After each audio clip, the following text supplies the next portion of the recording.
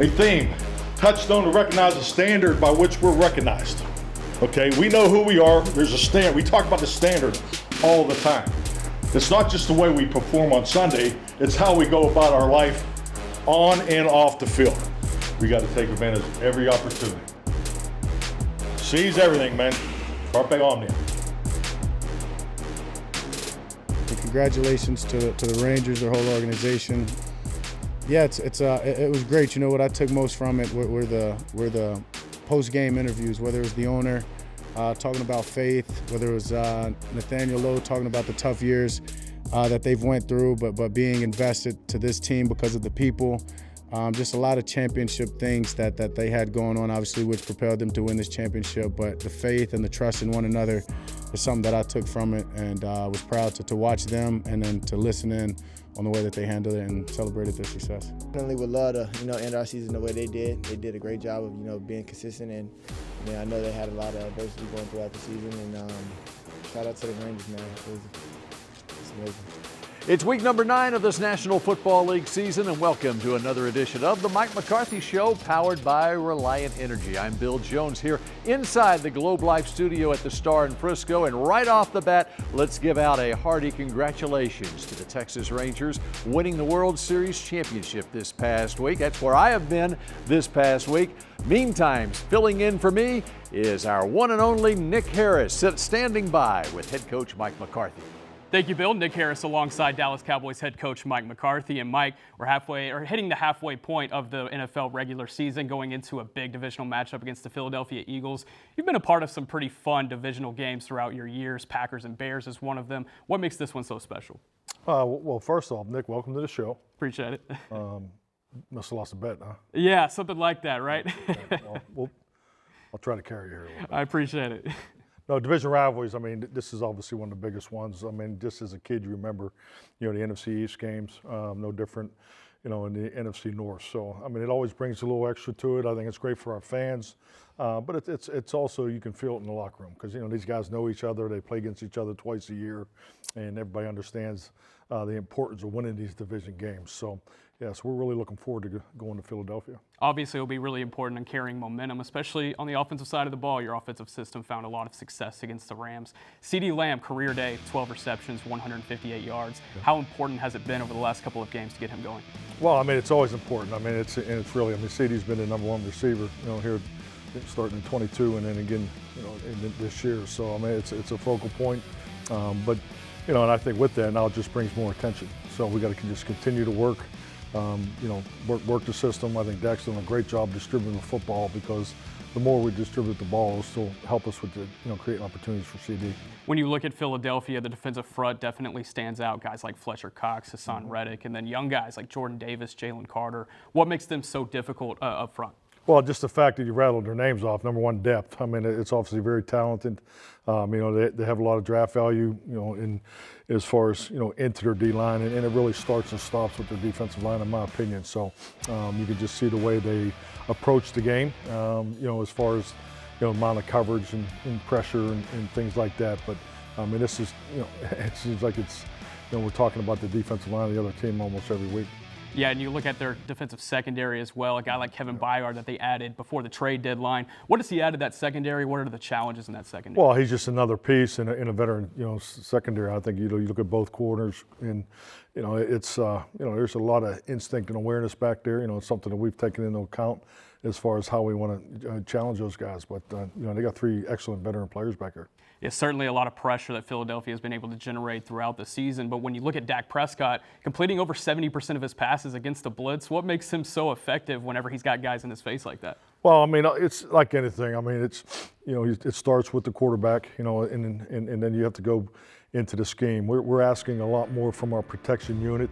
And we've had some growing pains there, but I think our guys are doing a great job. So, it starts up front with the declarations, the recognition of the pressures, the ability to potentially take away the pressure with the declaration, and also the reaction of the pressure when it is not picked up. So all those things, it's something we continue to work on. We've invested a lot of time into it, and I think our guys are doing a really good job with it, starting with Dak. Yeah, Tony Pollard, he spoke to the media earlier this week, and he was asked about CeeDee Lamb's big game, 12 receptions, 158 yards, a career day like that. Someone asked him, do you feel like your day is coming? He said, it's coming. Just wait on it. Why do you feel like Tony Pollard will have a big day coming soon? Well, I mean, Tony is, he's one of our premier players. And I think it's just like anything that when you sit down and you create game plans, you want to make sure, Tony, CD, those guys touch the football. And I think just, it's a long year. The most important thing is the win this week, without a doubt. But you do want to spread it around. But yes, Tony and CD need to touch the football. Offensive success will definitely be a big part of a potential win in Philadelphia on Sunday. Back to you, Bill. All right, thanks, Nick and Coach. And coming up next here on the Mike McCarthy Show, David Moore joins the show, and we break down Dak versus Jaylen next. The Mike McCarthy Show, presented by Reliant, is brought to you by Ford. Ford is the best in Texas. Bank of America, the official bank of the Dallas Cowboys. Miller Lite, the only beer of the Cowboys. It's Miller time. And by Reliant, official energy provider of the Dallas Cowboys. Welcome back to the Mike McCarthy Show, powered by Reliant Energy here inside the Globe Life studio. Bill Jones now joined by David Moore of the Dallas Morning News, SportsDay, DFW.com. Here it is. It's Cowboys-Eagles, but more specifically, it's Dak Prescott versus Jalen Hurts, and this hasn't happened very often in Jalen Hurts' now 4 years in the league. You're right, but Bill, first let me say, I thought your interview with Mike in this week's show was the best you've had. You know what? I think I asked the most probing questions ever. Welcome back from Rangers land. Well, we appreciate Nick Harris filling in this week. Yeah, but back to your initial question. It was Bill. Dak versus Jalen. Yeah, it is fascinating to me that, look, this Dallas-Philadelphia rivalry has defined the NFC East. I mean, in 6 of the last 7 years, one of those two teams has won the division. But during that span, and again, Jalen Hurts hadn't been here for all, but Jalen Hurts and Dak Prescott have only met once.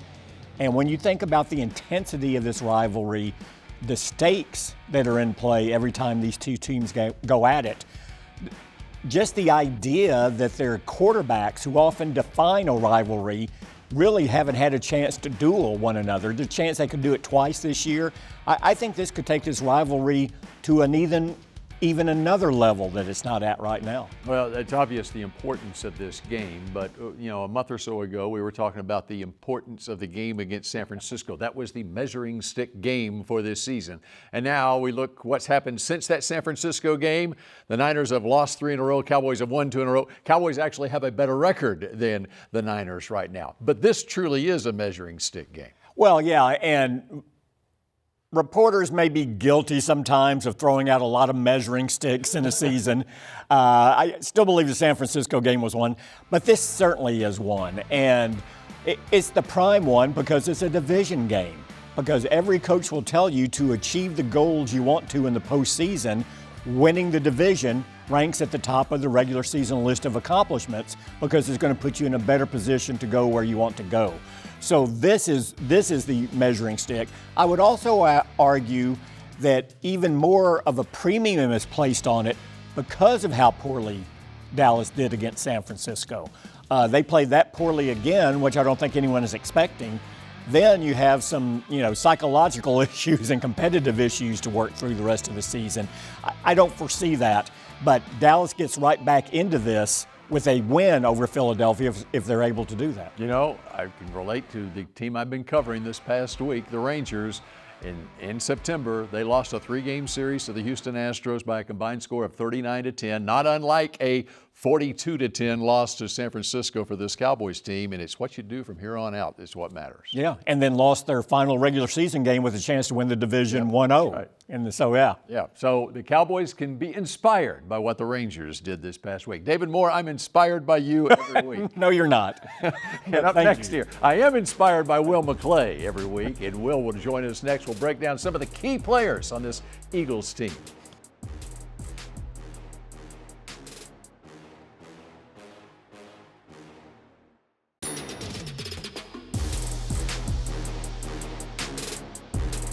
This segment is brought to you by WinStar World Casino and Resort, the casino of the Dallas Cowboys.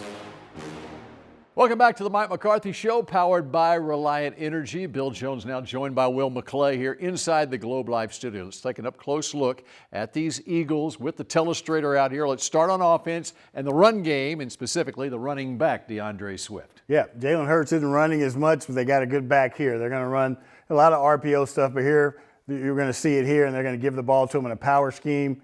All right, they're going to go down, down, kick out, patience. All right, sets up the block, and then when he gets to the second level, he's got that explosive speed, can take it the distance. And he's averaging around 5 yards a carry this year for the Eagles. They've had A.J. Brown for a couple of years, and he's really teamed up with Jalen Hurts a lot. Yeah, great relationship, and they're going to get him the ball whenever they can. Here they go. They're going to quad it up down here. Safety's leaning over here, knowing they got one-on-one up at the top with a lot of space. Not only is he dangerous catching the ball, but it's the run after the catch that also makes him dangerous. Very difficult guy to bring down, and then downfield as well. We're going to see him again on another play here. Yeah, we're going to take a look at him here. They're going to play a kind of a two-man coverage. They're going to come get hands on him, and the safety is over the top, but he's still not covered. He uses a little crafty tool, pushes off. You got to be firm at the top of the route and compete for the football. All right, let's look at their defense now, and up front, the front seven. Let's look at the interior guys. They love those Georgia defensive linemen. Yes, they do. And we'll take a look here. All right, there's two of them there. They're going to run a game. They're going to stunt to get back inside. And then you talk about going after the football. Big physical guy. There's Jalen Carter going after the football. All right, he's already forced a couple of fumbles this year, and they can provide some pass rush interior as well. Thing the quarterback doesn't like is pressure in his face. They're going to get that. We'll look at these two right here.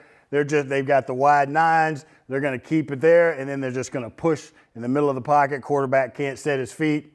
They get a sack in 3.7, but they were at him at about 2.6. And you also know that they come off the edge too, and they come wide off the edge. Yep, right? They got these wide nines, these two guys at the edge. They have 12 sacks between them, 6.5 and 5.5, and they get there in a hurry. They pin their ears back and go. We're going to watch it here. They get the good push up the middle, make a move, and in 2.6 seconds, they're at the quarterback. Got to get the ball out your hands quick. All right, that's just an idea of what you expect when you go up against this Philadelphia offense and defense. Our thanks to Will, and the coach rejoins us when the Mike McCarthy Show continues in a moment.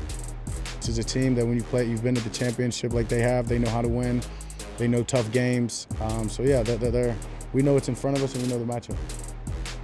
This segment was brought to you by WinStar World Casino and Resort, the casino of the Dallas Cowboys.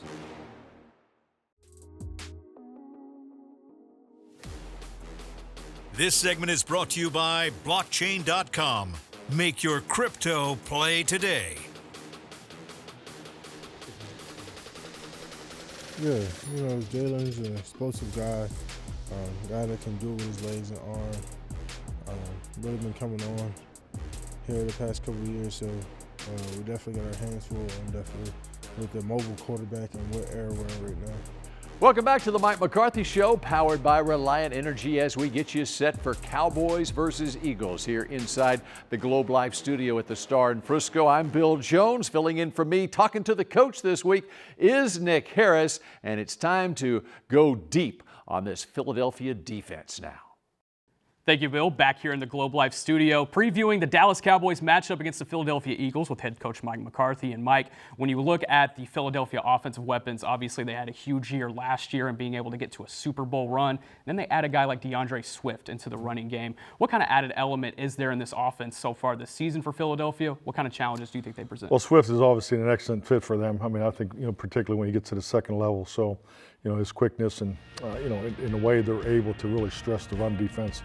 With Jaylen being a major contributor to the run game, and then off of that, obviously all the action that really stresses you out, for run support and create matchups for their two excellent pieces. Well, actually three excellent pieces, with the tight end and the two receivers.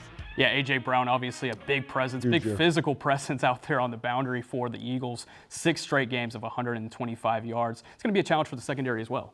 Oh, definitely. And when you see it, the thing that really jumps off the film at you is the contested catches. I mean, he's winning a very high percentage of those contests. So, it's like anything. I think once you get to this part of the year, you start to identify, how you want to play, and and you know, you have some growing pains each and every year. You have some injuries and so forth. So most importantly, we need to go there and play our game. It feels like every week we're able to point at a play or two about Deron Bland and how he's just been able to make an impact, filling in for Trayvon Diggs and honing in on his role on the boundary, and then his third pick six against the Rams of the season, already setting a franchise record. Yep. What have you seen from him so far this season specifically and taking that second-year jump? Well, I think the biggest thing is, I mean, he's established himself as a starting player. And you know, it's just like anything, you know, guys get opportunities because of, you know, something that happens in front of them. But, you know, you look at last year when he stepped in at nickel. So, I mean, I thought that was, you know, incredible what he accomplished last year, playing two positions and then now transferring to this opportunity this year. So just an excellent young player that keeps getting better each week. And then the pass rush has been able to open up a lot of opportunities just for the defense in general. Micah Parsons, DeMarcus Lawrence, Osa Odigizua, going up against a really stout offensive line for Philadelphia, but obviously a lot of experience against those guys as well. Yeah, definitely. And I think that's going back to your first question about the division rivalries. I mean, these players know each other fairly well. And, you know, that offensive line's been together for a few years. So they're playing at a high level. Their continuity is extremely high. I think how they stress you, particularly in their multiple run schemes, is a challenge. But, yeah, these are the kind of matchups you look forward to. Defensively going up against one of the best offenses in the NFL at Lincoln Financial Field on Sunday afternoon against Philadelphia. We'll see how the Cowboys defense fares. Back to you, Bill.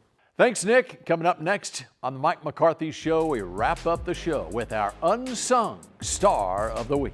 Anytime the ball goes in the air, I'm trying to think about what I can do is try to pick it or what. So, but I always try to say I want to sometimes try to pick it. This segment was brought to you by Blockchain.com. Make your crypto play today.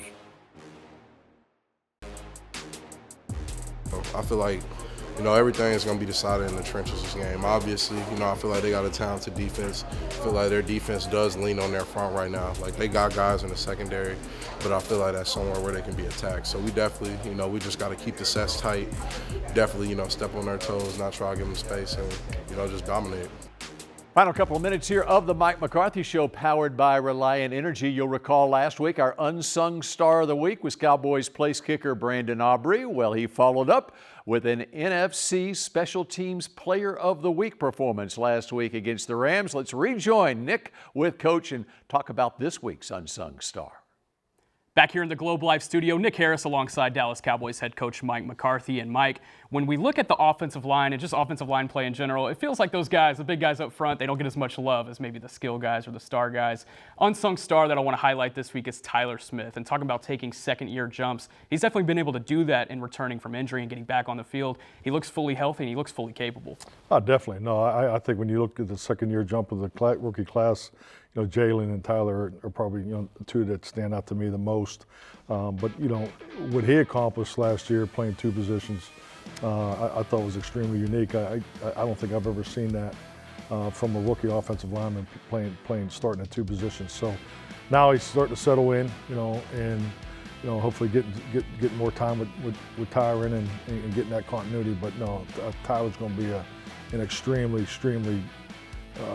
gifted, but I think he's going to be an excellent football player for the Dallas Cowboys for a long time. And a big thing that stands out to me about Tyler Smith is he's already becoming a voice in that locker room. Whenever the media is going in, he's one of the guys that is most eloquent, wanting to talk about the game the most and able to break it down, but also in helping out other teammates. What have you seen from him on that side of the game? Yeah, definitely. I mean, it's like anything when a young player comes into the league. He, you know, first has to establish himself, and it's usually through what you do on the field, obviously, because that's the highest level of credibility that you can establish in that locker room. And then, you know, the next step is to start to grow, you know, your personality as a leader. And he's definitely, you know, you could definitely see him doing that this year. Had a huge game against the three-time Defensive Player of the Year, Aaron Donald, this past week. He'll look to follow it up in Philadelphia. That's all from Mike McCarthy. Thank you, Mike. Back to you, Bill. All right, thank you very much, Nick Harris and Coach McCarthy. And we appreciate all of you joining us for this week's edition of the Mike McCarthy Show. And we will see you again next week when the Cowboys take on the New York Giants. The Mike McCarthy Show, presented by Reliant, was brought to you by Blockchain.com. Trusted by millions, trusted by America's team. Ford. Ford is the best in Texas. Bank of America, the official bank of the Dallas Cowboys. Miller Lite, the only beer of the Cowboys. It's Miller time. And by Reliant. official energy provider of the Dallas Cowboys.